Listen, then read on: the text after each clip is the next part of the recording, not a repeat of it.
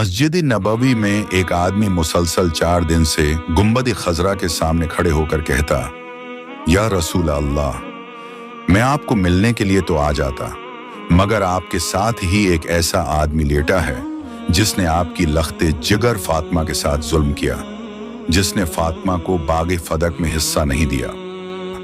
हजरत फातिमा ने अपनी जिंदगी में उनसे कलाम नहीं किया, इसलिए मैं भी उनकी वजह से आपके पास आना नहीं चाहता।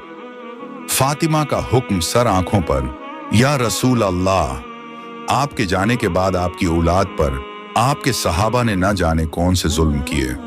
या रसूल अल्लाह, मुझे वो लम्हा भी याद आ जाता है जब उमर ने बीबी फातिमा के घर को जलाया, जब हजरत अली को खिलाफत से आग किया गया। एक तरफ आपका जिस्म अथर पड़ा था, जबकि दूसरी तरफ उमर अबू बकर की बयात ले रहे थे। या रसूल अल्लाह, आपके जाने के बाद हजरत इमाम हुसैन को शहीद कर दिया गया। हजरत अली के साथ आपके सहाबा ने बेवफाई की, हालांकि आपने फरमाया था जिसने अली को नाराज किया उसने मुझे नाराज किया। मुझे इस बात का पता चल चुका था, इस आदमी का ताल्लुक अहले तशय्यी से है, इसके दिल में सहाबा के लिए बोगज है। 5वें दिन मैंने देखा उसकी जबान से फिर यही शिकवे थे।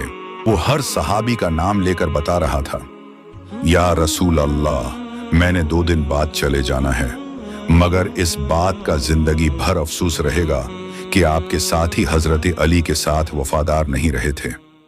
मुझे उसकी बातें सुनकर रहा न गया, मैं सीधा उसके पास गया, उससे बातों ही बातों में दोस्ती कायम की।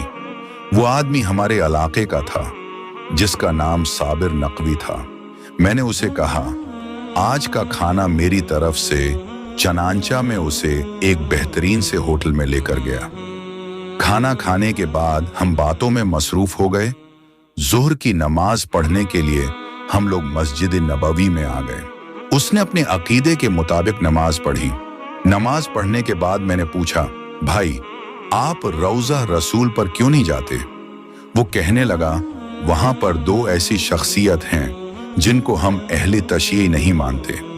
मैंने कहा कि आपको पता है अबू बकर सारी जिंदगी हुजूर के साथ रहे, अल्लाह की दीन की खातिर अपने बीवी बच्चों की कुर्बानियां दे, आपकी हर बात को सच्चा कहा। कुरान में आपका जिक्र है, गम न करो, बेशक अल्लाह हमारे साथ है।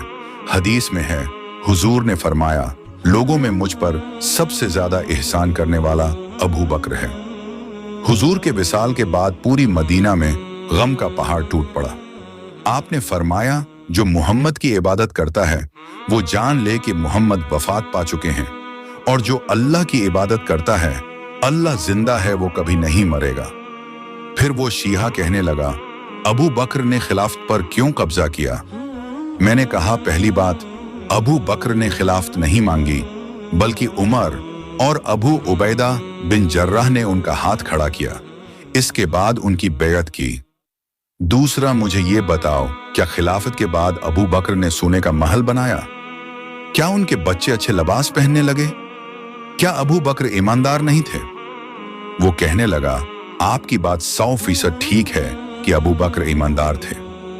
उन्होंने अपनी जात पर 1 दिरहम भी खर्च नहीं किया। वो सारी जिंदगी इस्लाम के लिए कोशिश करते रहे। उसके बाद उस शिया ने मस्जिद नबवी के अंदर बैठकर ये सवाल किया कि अबू बकर ने बागे फदक बीबी फातिमा को क्यों नहीं दिया? मैंने कहा, क्या आपने वो हदीस नहीं सुनी जिसमें हुजूर ने फरमाया, हम अनबिया की जमात मिरास नहीं छोड़ते, हमारी जो भी चीज होती है वो सदका होती है। मुझे बताओ कि अबू बकर ने बागे फदक को अपनी जात पर खर्च किया? उस आदमी ने ना में सर हिला दिया।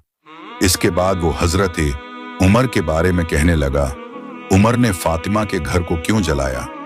मैंने कहा, पूरे मदीना में सबसे ज्यादा बहादुर हजरत अली थे, और हजरत अली को हजरत फातिमा से किस कदर मोहब्बत थी ये तमाम लोग जानते हैं। फिर हजरत अली ने हजरत फातिमा का बदला क्यों नहीं लिया? हालांकि हजरत अली उस वक्त काजी के ओहदे पर फाइज थे। मैंने उसे कहा, तमाम सहाबा इंसान थे और इंसानों से गलतियां भी हो जाती हैं, और इस तरह की हदीसें बिल्कुल मनगढ़ंत हैं कि हजरत उमर ने हजरत फातिमा का घर जलाया था। हम लोग रोजाना कितनी गलतियां करते हैं। सबसे पहले हमें अपना मुहासबा करना चाहिए। इसके बाद हम दोनों ने असर की नमाज पढ़ी। मैंने उस आदमी का नंबर ले लिया। वो आदमी इसके बाद होटल चला गया। मैंने अल्लाह से दुआ की कि या अल्लाह, इसको सीधा रास्ता दिखा, ऐसा रास्ता दिखा जो तमाम बुराइयों से पाक हो। दोस्तों, फिर कुदरत का करिश्मा देखो। अगले दिन मैं फज्र की नमाज पढ़ने के लिए मस्जिद नबवी में मौजूद था कि साबिर नकवी की मुझे कॉल आई, जो कि इंतहाई घबराया हुआ था। उसने रोते हुए कहा, भाई, मैं रात से बहुत परेशान हूं, मैं आपसे मिलना चाहता हूं। मैंने उसे लोकेशन भेजी कि वो फलां जगह पर पहुंच जाए। मैं खड़ा होकर उससे मिलने लगा तो उसने मुझे रोते हुए गले से लगा लिया। मैंने उसे हौसला देकर पूछा, भाई क्या बात है? वो बताने लगा, रात इशा की नमाज पढ़ने के बाद मैं होटल में लेटा। ये सोच रहा था कि यार, मैं किस तरह का इंसान हूं जिस नबी का अरबों की तादाद में लोग कलमा पढ़ते हैं। मैं भी उसका कलमा पढ़ता हूं और उसके रोजे पर जाना नहीं चाहता। फिर मेरा मदीने आने का मकसद किया है। मुझे लगता है मैंने लाखों रुपए जाया कर दिए। मेरे दिल के अंदर बुग़्ज़ है। क्या मैं मुसलमान हूं? मुसलमान का दिल तो साफ होता है, वो तो मोहब्बत पर दर्स देता है। यही बातें सोचते सोचते न जाने कब मैं नींद की आगोश में चला गया। मैंने ख्वाब देखा, क़ियामत का मंजर है, सहाबा किराम का हुजूम लगा हुआ है। एक आदमी मुझे हजरत अली के पास लेकर गया।